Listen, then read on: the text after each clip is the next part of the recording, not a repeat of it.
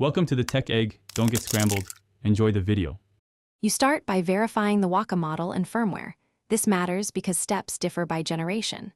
Once confirmed, charge the battery above 50% to avoid interruptions and connect a reliable USB cable. Next, back up any configuration files and logs to external storage so you can restore if needed.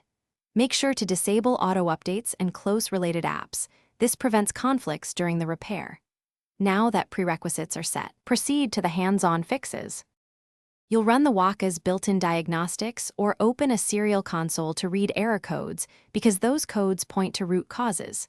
Once you have readings, inspect connectors, sensors, and solder joints under bright light and a magnifier. Tiny cracks or cold joints are common culprits. If diagnostics show a failing module, swap it with a known good spare to confirm. While replacing parts, document each step and keep screws and components labeled so reassembly is straightforward and reversible. You finish by reflashing the Waka's firmware if hardware checks are clean. This clears corrupted system files and ensures consistent behavior. After flashing, reassemble carefully, align connectors and torque screws evenly, and run full functional tests to verify sensors, connectivity, and performance. If things still fail, capture device logs and compare them to your backup baseline to isolate differences.